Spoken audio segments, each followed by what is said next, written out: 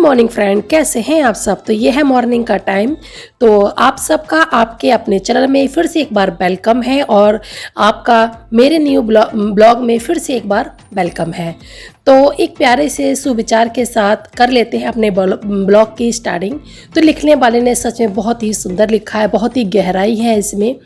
लिखा है, माचिस की तीली दूसरे को जलाने से पहले स्वयं जलती है, इसी प्रकार हमारा गुस्सा भी माचिस की एक तीली की तरह है जो दूसरों को बर्बाद करने से पहले स्वयं को बर्बाद करती है। बिल्कुल सही बात लिखी है, लिखने वाले ने बहुत ही अच्छा लिखा है।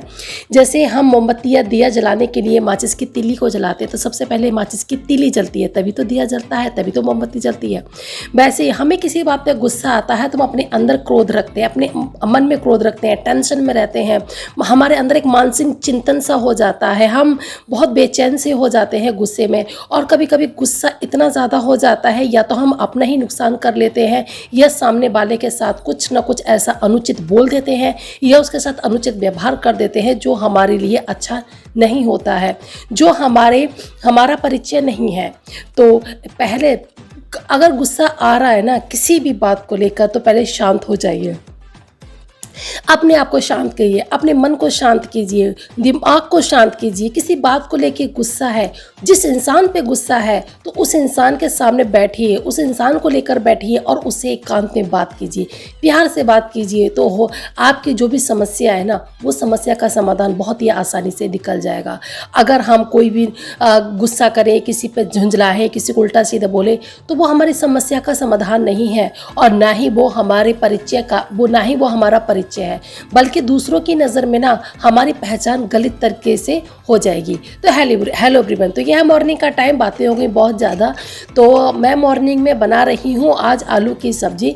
तो मैंने थोड़े से ना आलू ज़्यादा ही बॉयल होने के लिए रखे थे क्योंकि मुझे थोड़े से आलू के पराठे भी बनाने हैं। मैंने सोचा ब्रेकफास्ट में मैं क्या बनाऊँ, तो फिर सोचा कि चलो आज आलू के पराठे ही बना देते हैं। तो ब्रेकफास्ट में अगर मैं आलू के पराठे वगैरह बनाती हूँ तो मेरे ज़्यादा नहीं बनते, मुश्किल से 3 ही पराठे बनते हैं। एक मैं खा लेती हूँ, एक हस्बैंड जी खा लेते हैं, एक मेरा बेटा खा के चले जाता है। वो तो एक खा के भी नहीं जाता, एक में से भी थोड़ा सा आधा ही खा के जाता है वो। तो बस 3 पराठे हमारे लिए बहुत होते हैं, इसलिए मैंने रख दिए थे। यहाँ पर लगा दिया है मैंने आटा, और आटा जो लगाती हूँ ना मैं पराठों के लिए थोड़ा सा सॉफ्ट ही लगाती हूँ। और आटा हमारा लग चुका और हिमांशु को मैंने नहीं, उसके पापा ने नहला दिया है क्योंकि मैं किचन में कर रही थी काम, तो उसके पापा ने उसको कर दिया है, नहला दिया है। मैं उसको कपड़े पहना दूंगी क्योंकि वो उसको नहला तो देते हैं पर कपड़े नहीं पहना पाते हैं। तो मैं उसको कपड़े पहना रही थी क्योंकि उसके ना स्कूल का टाइम हो गया और उसको स्कूल का टाइमिंग जो है ना थोड़ा सा चेंज हो गया है, तो मुझे भी जल्दी उठना पड़ता है और उसको भी थोड़ा सा जल्दी ही रेडी करना पड़ता है। तो घर पे हो रही थी बातें क्योंकि इसके छोटे वाले ताऊ जो है ना वो आने वाले हैं। वैसे तो वो आकर चले भी गए हैं क्योंकि मेरा बृहस्पति के दिन जो ब्लॉग नहीं। हेलो फ्रेंड, कैसे हैं आप सब। आशा करती हूँ आप सब अच्छे होंगे, मस्त होंगे, मज़े में होंगे। तो मैं बबली आप सबका आपके अपने चैनल हिमांशु रिया ब्लॉग में तहे दिल से वेलकम करती हूँ। तो घर के सारे काम हो चुके हैं, नहाना धोना भी हो चुका है और मैं हिमांशु को स्कूल से लेकर आ गई हूँ और मैं खाऊंगी खाना अब। और बहुत सही में आज पता है क्या हुआ, कुछ माँ बाप, मुझे ना सही बता रही हूँ, बच्चों को ना सब कुछ इतनी जल्दी सिखाना चाहते हैं। वो ये सोचते हैं कि हमारा बच्चा एज से पहले ही सब कुछ सीख जाए, और जो कि आप सब जानते हो इम्पॉसिबल है क्योंकि हर काम का टाइम होता है, समय होता है। पर हम पेरेंट्स को ना आजकल इतनी होड़ लगी हुई है ना कि चाहे हमारे बच्चे की जान पे बनाए हमें कोई फ़र्क नहीं पड़ता। अभी मैं अपने बेटे को लेने के लिए गई थी तो वो एक बच्चे के पापा वो अपने बेटे को लेने के लिए आए थे स्कूटी से, तो अपने बेटे को उन्होंने स्कूटी पर बैठा दिया और अपने बेटे से रेस स्कूटी चलवा रहे थे। पता है स्कूटी चलवा रहे थे। आप समझ सकते हो कि प्ले स्कूल में कितने छोटे छोटे बच्चे होते हैं। वो मुश्किल से वो भी 5 साल का ही बच्चा होगा और उसे स्कूटी को चलवा रहे थे, खुद खड़े हो गए थे। अब बच्चे ने जैसे उसमें रेस लगाई ना और स्कूटी आगे जाके वो गिर गई। पर एक चीज़ अच्छी थी कि वो स्कूटी ना थोड़ी सी दीवार के साइड से ही चल रही थी। मतलब जब वो स्कूटी जैसे इस साइड में दीवार थी और दीवार का जस्ट इतनी ही दूर स्कूटी थी, स्पेस इतना सा स्पेस था दीवार में और स्कूटी में। तो पता है जैसे स्कूटी चली, बच्चा है वो हैंडल नहीं कर पाया, स्कूटी दीवार के सहारे को लुढ़क गई। बहुत अच्छा वो स्कूटी को दीवार का सहारा मिल गया और स्कूटी ज़मीन पे नहीं गिरी और बच्चे के भी चोट नहीं लगी, वरना उसके पैरों में कितनी चोट लगती। पता नहीं ऐसे क्यों इतने समझ में नहीं आता, ऐसे पेरेंट्स क्यों हैं भैया। ऐसे पेरेंट्स से तो मेरी हाथ जोड़ कर रिक्वेस्ट है, प्लीज़ छोटे बच्चों से इस तरह के काम मत करवाइए, क्योंकि देखिए बच्चे के चोट भी लग सकती है तो आप ही का ही नुकसान होगा। वो तो ईश्वर का शुक्र था जो मतलब गाड़ी स्कूटी जमीन पर नहीं गिर के दीवार से टच हो गई थी और स्कूटी खड़ी की खड़ी रही। सच बता रही एक पल के लिए देख कर ना मैं सहम गई थी, बिल्कुल मेरे सामने की बात थी और मैं अपने बेटे को स्कूल लेने के लिए जा रही थी, स्कूल के गेट के सामने की बात थी। बस अच्छा है उस बच्चे के चोट नहीं लगी।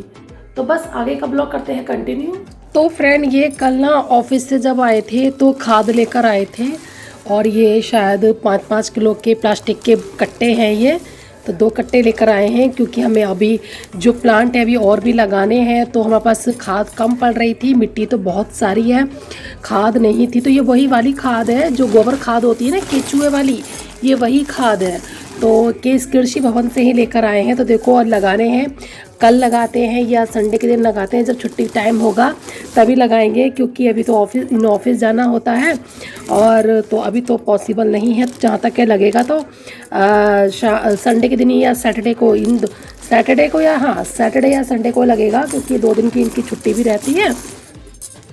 और मुझसे तो आता नहीं है कुछ भी खेती बाड़ी का जो मैं कुछ हेल्प कर सकूं, बस मैं तो वही इतना ही कर सकती हूँ कि जाके ना प्लांट को पानी ही दे सकती हूँ बस। तो देखो कब इसका यूज़ होता है, इसलिए यहाँ पर रखी हुई है। और इधर मेरे गेहूँ रखे हुए हैं, ये ढके हुए, तो ये गेहूँ भी मुझे आज एक कट्टे में भरने हैं क्योंकि ये पिसवाने हैं। क्योंकि मेरे छोटे वाले जो जेठ जी है ना वो आए हुए थे, तो इसलिए मेरा बृहस्पति के दिन ब्लॉग नहीं आया था। क्योंकि थोड़ा सा लगता है ना जब कोई घर में गेस्ट आ जाए तो मैं चाहती हूँ कि पूरा फोकस भी मेरा उन पर ही हो, क्योंकि आधा मैं यूट्यूब पे लगी रहूँ और आधा ध्यान में उन पे दूँ तो वो अच्छा नहीं लगता है। क्योंकि कोई भी आता है तो थोड़ा सा अपना समझ के ही आता है, तो मेरे हिसाब से उसको 100% देना चाहिए। मेरे यहाँ कोई भी गेस्ट आता है तो मैं वाइटी का काम उस दिन छोड़ देती हूँ, मैं पूरा टाइम उनको ही देती हूँ। तो फ्रेंड बज रहे हैं शाम के 6 और मैं जा रही हूँ छत पर इन बैगों को लेकर, क्योंकि कुछ जो हमने बीज बोए थे ना तो उनकी जो पौध होती है वो तैयार हो गई है, तो वो इसमें ट्रांसफ़र करनी है, मिट्टी और खाद तो सब कुछ है। तो बस मैं जाती हूँ छत पर, इनका बनाती हूँ ग्रो बैग और फटाफट से इसमें लगा देते हैं हम अपने प्लांट। सही कहा है, किसी ने जब किसी चीज़ की लत चढ़ जाती है ना तो उसका नशा ना सर चढ़ के ही बोलता है।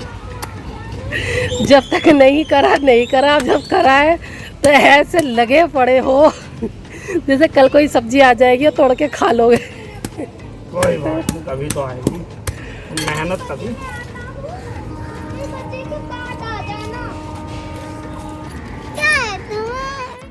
तो देखिए फ्रेंड ये जो हमने बीज लगाए थे ना, ये इतने बड़े बड़े प्लांट उनमें से निकले हैं।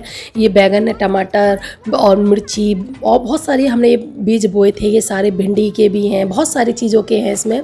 तो यहाँ पे ये कुछ बीज हमें जो पौध तैयार हो गई थी उनको दूसरी जगह मतलब ट्रांसफ़र करना था। तो ये बैग जो है इनका मैं बना रही थी ग्रो बैग, तो इसी में भी हम इनको लगा देंगे, छोटे छोटे जो पौधे उग के आए हैं उनको। और ये देखिए यह है शाम का टाइम, कितना सुंदर नज़ारा है ना। मेरे हिसाब से पता सच्ची बता रही हूँ, मुझे ये लगता है पशु पक्षी का जीवन और हमारा जीवन एक जैसा ही होता है। वो पशु पक्षी जो होते हैं ना मतलब जैसे सुबह को खाने दाना पानी की खोज में निकलते हैं, वैसे ही हमारा जीवन है।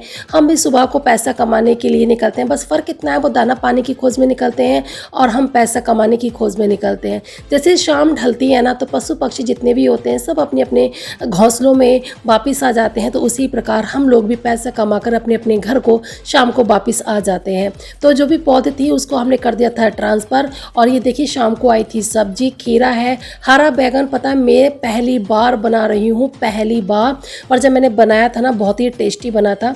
पर मेरा आज ना काशी फल खाने का मन था, पर काशी फल जो मैंने बनाया था ना बहुत ही टेस्टी बना था सच्ची में। और मेरे हस्बैंड भी कह रहे थे बहुत अच्छा बना है। पर वही है ना कि गर्मी है तो गर्मी में तो छाछ चाहिए। तो ये येलो रंग का जो पैकेट कर रखा है ना, ये छाछ कर रखा है। मुझे बनाना है रायता और यहाँ पे काशी फल मैंने काट लिया है और जो भी कूड़ा है इसको मैंने भर लिया है। इसको अभी मैं किचन में ही रखूँगी, इसको बाहर डस्टबिन में डाल के नहीं आऊँगी, क्योंकि सूरज ढलने के बाद कभी भी कूड़ा घर के बाहर नहीं निकालना चाहिए। तो यहाँ पर मैंने तेल गर्म हो गया था, तेल में डाल दिया था मैंने जो मेथी होती है, मेथी दाना, और डाल दी थी मैंने उसमें लाल मिर्ची तोड़कर, और डाल दी थी हींग। बस इतना ही मैंने डाला है। और जो मैंने काशी फल काटा है उसको धोकर अच्छे से इसमें मैंने डाल दिया है।